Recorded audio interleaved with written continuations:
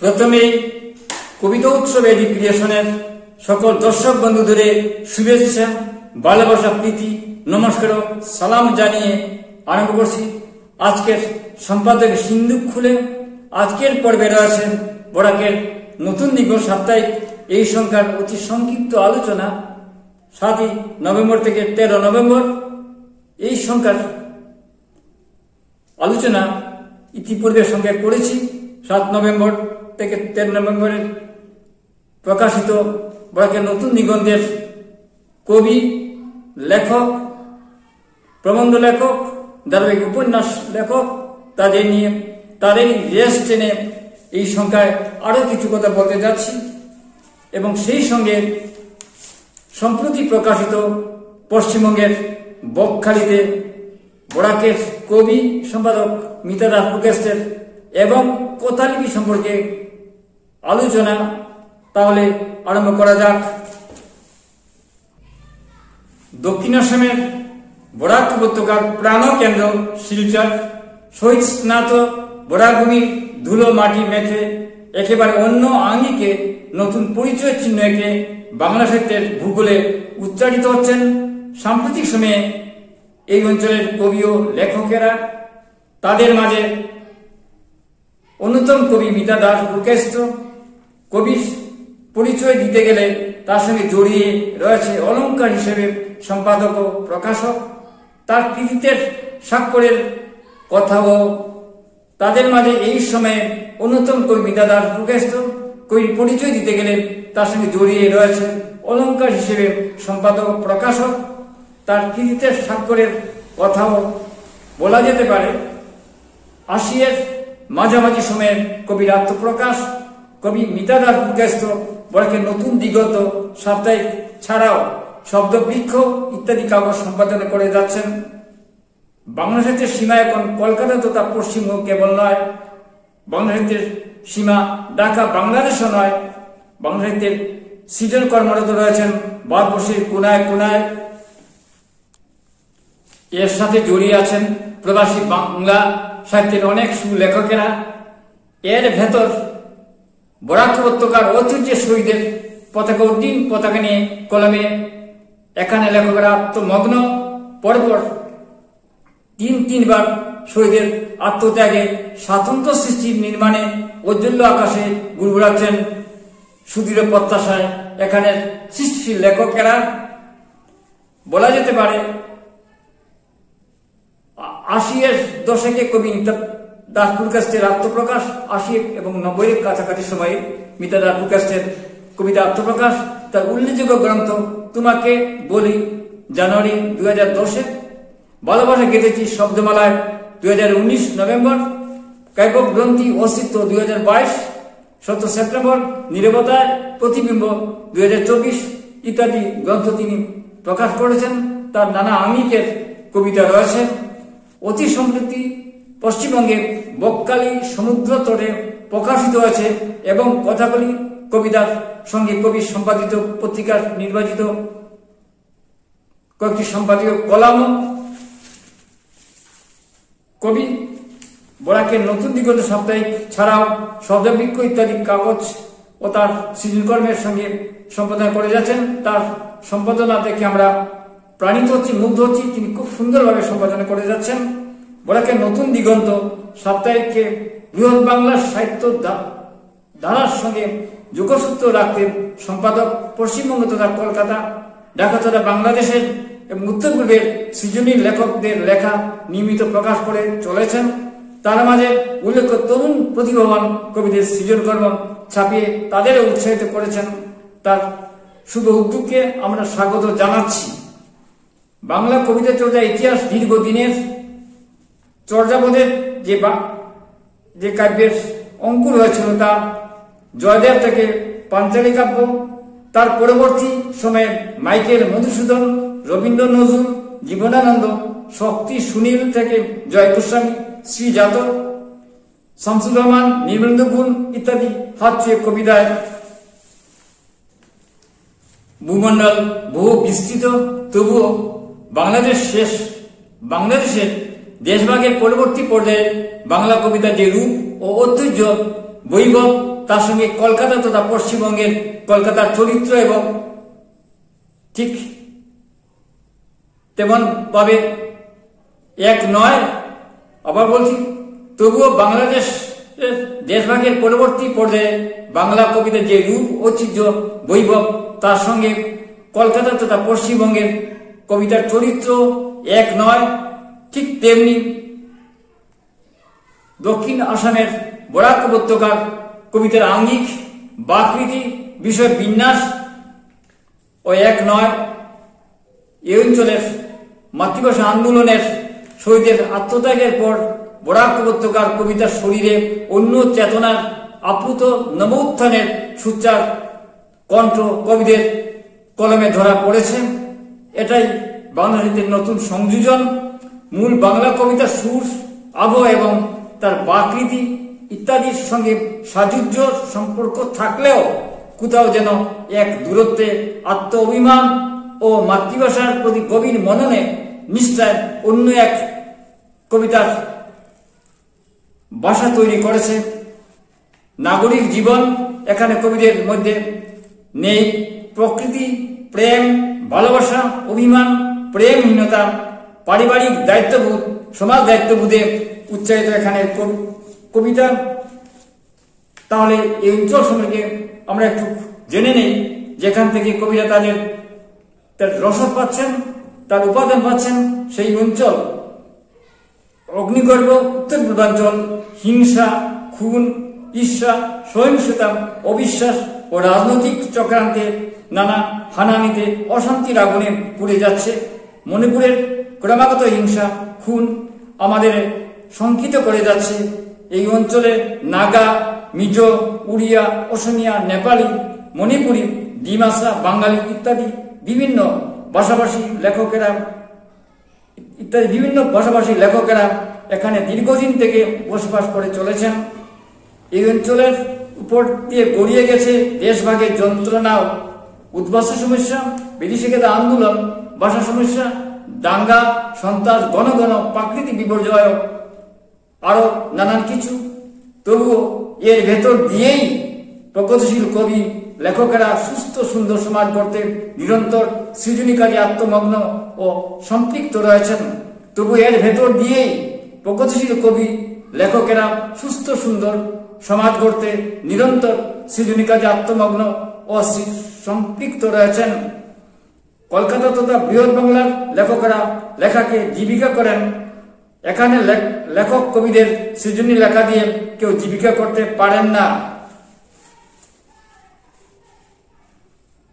এখানে লেখক কবিদের সৃজনী লেখা দিয়ে কেউ জীবিকা করতে পারেন না। এখানে কবি লেখকদের কবিতা ও গদ্য লেখা কবি জীবিকা, বিনোদন বা বাণিজ্য নয়। এখানে কবি লেখকদের কবিতা বা গদ্য লেখা জীবিকা, বিনোদন বা বাণিজ্য নয়। এখানে সৃষ্টিশীল লেখকেরা লেখাযোগে তাদের সাধনা। তাই বাংলা সাহিত্যের সঙ্গে এখানে সৃজনী লেখকদের এখানে নীতিগত, তত্ত্বগত ব্যবধান। আবার বলছি, তাই মূল বাংলা সাহিত্যের সঙ্গে এখানে সৃজনী লেখকদের লেখা এখানে নীতিগত, তত্ত্বগত ব্যবধান। মূল ভূখণ্ডের বাংলার সুপণ্ডিতদের আলোচনা থেকে ইতিপূর্বে ব্রাত্য ছিলেন, এখনো ব্রাত্য। সরকারি বদন্যতা থেকেও সহস্রজন দূর, তবু এরা লিখেছেন এবং সত্যিকার অর্থে ভালো লিখেছেন। মিতা দাস বর্ষ তাদের মাঝেও একজন উজ্জ্বল কবি। তার কিছু কবিতার পংক্তি, ভাষা বিন্যাস, বাকৃতি আমি তুলে ধরছি। কবি মিতা দাস বর্ষের যদিও প্রান্তিক অঞ্চলে থাকেন, কিন্তু তার সৃষ্টিকর্ম ছড়িয়ে গেছে বৃহৎ বাংলায়। প্রকাশিত হয়েছে সম্প্রতি বকখালি সমুদ্রতটে কথাকলি এবং কথাকলি দশম গ্রন্থ। মিতা দাস বর্ষের কবিতার আঙ্গিকে রয়েছে সাম্প্রতিক সময়ের সুদৃঢ় উচ্চারণ।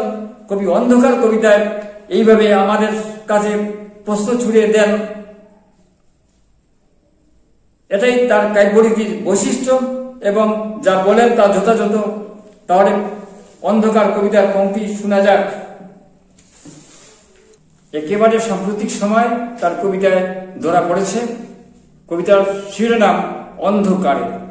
কাশ্মীর আর শুধু শিরোনাম, হিমেল ভ্রমণগন্ধি বাতাসের অসুখ, রক্তে ভিজে গেছে পহেলগাম যাত্রাপথ, জঙ্গলের ছায় লুকিয়ে মূর্তিমান সন্ত্রাস, বীরে মিশে থাকা সাধারণ মানুষ, কর্ণাটক পশ্চিমবঙ্গ কত জীবনের গল্প, ফিরল না আর আদরের সিঁদুর, নিরহ সুখের চলা থেমে গেছে বার্ডের উন্মাদ আস্ফালনের পর।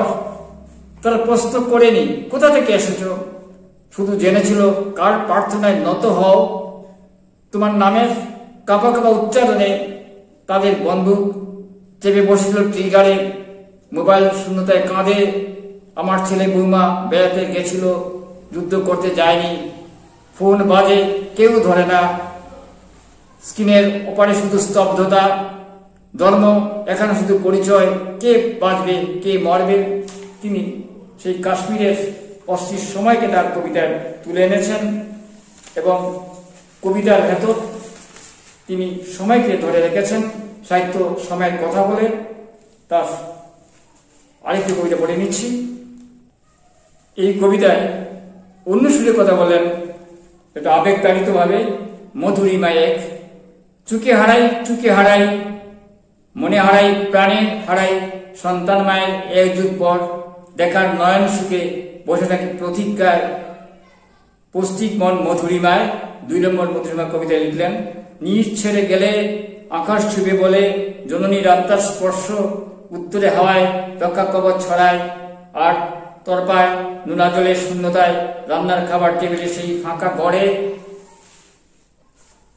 আবার রুবেটিক কবিতায় অনুবাদ তিনি লিখলেন, সব প্রেমের মৃত্যু একটা সময় এলে, কিছু আগে মিশে যায় কালের স্রোতে, আবার কিছু প্রেম ক্ষীর অনুভূতি জড়তায়। রুবেটিক চলায় মগজের ঠাসা, ইনপুট সর্বস্বতায়, অভ্যাস অভিনয় অপ্রেম শুকনো ভালোবাসা, ভালো লাগা প্রেম কিছুদিন পরে অর্থহীন আশা। বাজারজাত প্রেম কাবগন্ধ শুকলে বাসি রজনীগন্ধার মতো খসতে থাকে। হয়তো ভালোবাসা বেঁচে পড়তে থাকে জীবে প্রেমের মতো। চন্দ্র কেন্দ্র দ্রুত পরিবর্তনের মাঝেই দীর্ঘয়ে রূপান্তর। এইভাবে নানা কবিতায় তিনি তার অনুভূতি ধরে রেখেছেন।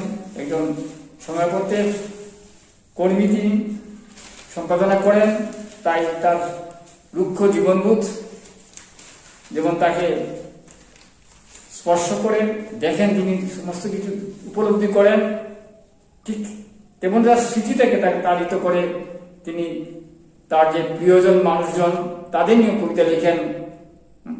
এরকম একটি খুব বিখ্যাত কবিতা তার নমস্কার ইমাদুদ্দিন বুলবুল।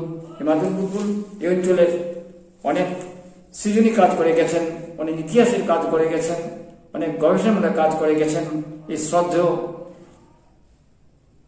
সুলেখক ইমাদুদ্দিন বুলবুলকে নিয়ে তার শ্রদ্ধা তর্পণ করলেন তার কবিতায়। তার কবিতাটি পড়ে দিচ্ছি।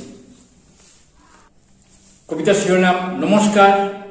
শেষ নমস্কার ইমাদুদ্দিন বুলবুল। 19-21 মিলন ঘাতা আপনার অপেক্ষায়, কেন এত কান্না রেখে এ ভুবনে চলে গেলেন সুখে হেলায়। মায়ার দুগ্ধ ফেনায় ফেনায় রয়েছে আমরা আপনার স্মরণে। 19 ভাষা সংগ্রাম, 21 আপনার প্রাণের আরাম। সারা জীবন আপসীন মাতৃভাষা বাংলার প্রচার কথা। 61 আর 52, 19 আর 21 মিলন গাথা। বরাকের ইতিহাস বিষয় নিরলস নিষ্ঠ অন্বেষণ। ছেপে গেছেন মৃত্যু তালিকায় সমাজহিত সৃজন। কাঠিগড়ার গ্রামীণ সমাজচিত্র আপনার লেখায়। উপন্যাস সুরমা নদীর চোখে জল, পরম মায়ায়। বরাক উপত্যকার ইতিহাস ও ঐতিহ্য প্রথম খণ্ড। সব ফুরায় চাহিদায় লিখেন মমতার 2য় খণ্ড। 3য় খণ্ড প্রস্তুত করে বড়ই উৎফুল্ল মুখে প্রশান্তি। আলোকিত মন হৃদয়ে শোঁয়াচে অনাবিল সুশান্তি। নিষ্ঠুর সময় ততোধিক নিষ্ঠুর জীবন দেয় ফাঁকি। মৃত্যুর অজানা পথে সপে লুকোচুরি ও মাতামাতি। তৃতীয় গুণে দিন উন্মোচন, সুরমা নদীর চোখে জল উপন্যাস। দ্বিতীয় খণ্ড ম্যানস্ক্রিপ্টে ক্রন্দনে ছেপে মুক্তি চায় দিক দিগন্তে। জীবন ছেড়ে দিল আপনাকে হে ইমাদুদ্দিন বুলবুল, অপূর্ণ আশা পূরণ হবে হে গুণী সময়ে উঠবে বুদবুদ। নমস্কার নমস্কার নমস্কার, প্রণাম, মুক্তির চির প্রণাম। ভালোবাসা দিলে ভালোবাসা পাওয়া যায়, করেছে প্রমাণ। 10 জানুয়ারি 2025, লেখক উপন্যাসিক আইনজীবী ইমাদুল বুলবুলের মৃত্যুর পর রচিত। ইমাদুল বুলবুল এই অঞ্চলের বাংলা সাহিত্যের অনেক কাজ করে গেছেন, ইতিহাসে লিখেছেন এবং ইমাদুল বুলবুলের সঙ্গে আমারও ঘনিষ্ঠতা ছিল। অতনঙ্গ একজন সজ্জন মানুষ।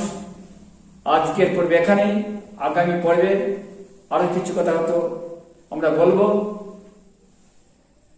কবিতা দাসগুপ্ত কাজ অনেক ধরনের কাজ করে যাচ্ছেন। তার নীরবতার প্রতিবিম্বের থেকে একটি কবিতা পড়ে নিয়েছি অতি সাম্প্রতিক সময়ে। তার মাতৃয় বিষয়ে তার কবিতা রয়েছে, তার কয়েকটি পংক্তি পড়ে নিচ্ছি। তিনি মাতৃভাষা মানেই মা আমার পূজা আরাধনা সবার। মাতৃভাষা আমার বাবা, কাকু, জেঠু, দাদু, পিসি, মাসি, ঠাকুমা, দিদিমা, আত্মীয় সুজন, পদ্মার ইলিশ, লুচি, সুজি। মাতৃভাষা মানেই আমার বাগান, দেবদেবী, আমার পূজা, শ্রদ্ধা, ভালোবাসা, নিরাপত্তা, ভক্তি। হে ভাষা জননী দ্রাত্রীমা, অভিবাদন তোমার প্রণাম। অগ জন্মদাত্রী মা, প্রাণদাতা বাবা, কৃষ্ণচূড়া লালে লাল প্রণাম। মাতৃভাষা মানে মা আমার পূজা আরাধনা সবার। মাতৃভাষা আমার বাবা, কাকু, জেঠু, দাদু, পিসি, মাসি, ঠাকুমা, দিদিমা, আত্মীয় সুজন, পদা, ইলিশ, লুচি, সুজি। মাতৃভাষা মানে আমার বাগান, দেবদেবী, আমার পূজা, শ্রদ্ধা, ভালোবাসা, নিরাপত্তা, ভক্তি। এই ভাষা জননী দাত্রীমা, অভিবাদন তোমার প্রণাম। অগ জন্মদাত্রী মা, প্রাণদাতা বাবা, কৃষ্ণচূড়া লালে প্রণাম। অর্থাৎ বরাকের যে মাতৃভাষা আন্দোলন, এখানে কবিদের আত্মনির্ভর করে তুলেছে, নিষ্ঠাশ্রমী করে তুলেছে এবং নতুন এক বাংলা কবিতার ভাষা তৈরি করেছে। এখানের বাংলা কবিতার সঙ্গে কলকাতা তথা পশ্চিমবঙ্গের বাংলা কবিতার মিল নেই। অনেক ক্ষেত্রেই দূরে নিজস্ব ধারণায়, নান্দনিকতায় এরা এগিয়ে গেছে। এই এগিয়ে যাওয়ার যেসব কবিরা এগিয়ে গেছেন তাদের মাঝে রয়েছেন মিতা রাজপুরকাস্ত। তার ভালোবাসা গেঁথেছি সহদেমালার এটা কয়েকটি পংক্তি বলে নিচ্ছি। শব্দহীনতায় শব্দের হুমড়ি খেয়ে পড়ে, শূন্যতায় কিলবিল করে। নৈশব্দের কোনো অভিযোগ নেই, কেবল অভিমানে চোখে পড়ে। শব্দহীনতায় শব্দের হুমড়ি খেয়ে পড়ে, শূন্যতায় কিলবিল করে।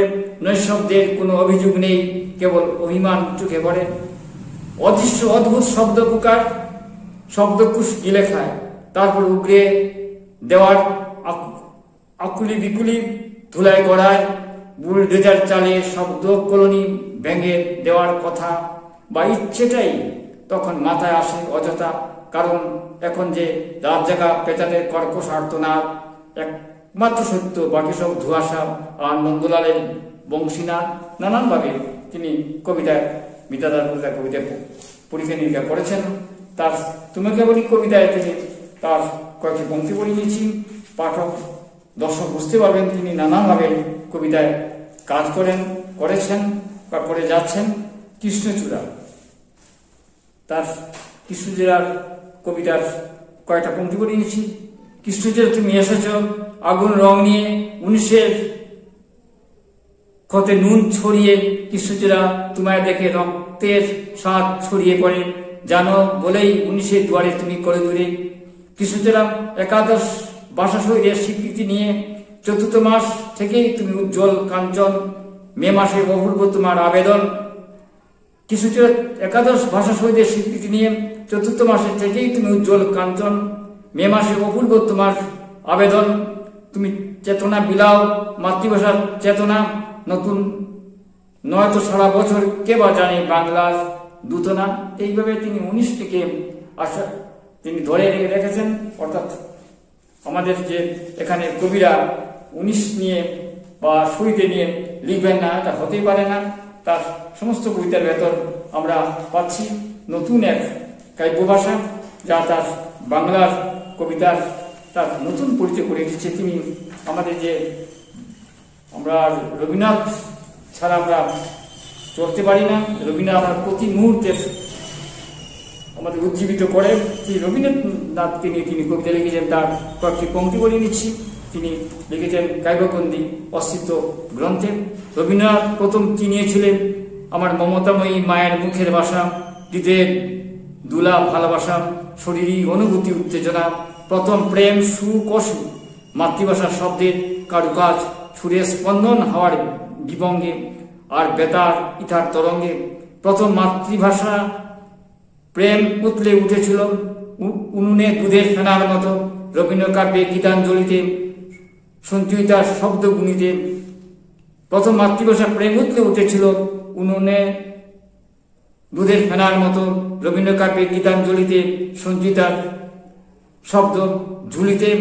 প্রথম দেখেছি আমার রবির কিরণে আফ্রিকার অন্ধকারে ঢাকা অরণ্য, তার অপরিচিত মানবরূপ মননে। রবি ঠাকুর সত্যি ঠাকুর হয়ে উঠতেন, অবাক নিষ্পলকে তাকিয়ে দেখতেন 25 বৈশাখে ধূপকাঠি সুবাস, ফুলের মুহ ময়তার ঋষিতুল্য নির্যাস। এইভাবে নানান কবিতায় তিনি পরীক্ষা নিরীক্ষা করেছেন। এবং বক্কারিতে যে গ্রন্থ এবং কথালিপিতে তিনি কবিতার সঙ্গে তিনি আরো একটি সংযোজন পাঠক দিয়েছেন, যা অত্যন্ত উন্নত মানের প্রবন্ধগুলো সাম্প্রতিক সময় যে গঠনগুলো ঘটেছিল তার থেকে তিনি কিছু নির্বাচিত প্রবন্ধ ছাপিয়েছেন। সেই নির্বাচিত কলামগুলো আমরা পড়ে অনেক কিছু জেনেছি। আজ এখানে শেষ করছি। কবিতা উৎসব এটি কি অনুষ্ঠান শুনুন, দেখুন, আমাদের পাশে থাকুন। প্রকৌশলগত ত্রুটি রয়েছে, উপস্থাপনার খামতি রয়েছে, তবুও দেশে বিদেশে হাজার হাজার দর্শক এই অনুষ্ঠান দেখে থাকেন। আপনি দেখুন, দেখে থাকুন, ভালো লাগবেই। এই যে বাংলা সাহিত্য চর্চার যদি খোঁজ খবর জানতে হয় অবশ্যই কবিতা উৎসব এডুকেশন দেখতে থাকুন, কারণ আমরা এই অঞ্চলের সাহিত্য সৃজনের কর্ম পৃথিবীময় ছড়িয়ে দিতে অঙ্গীকারবদ্ধ এবং আমরা করে যাচ্ছি। নমস্কার।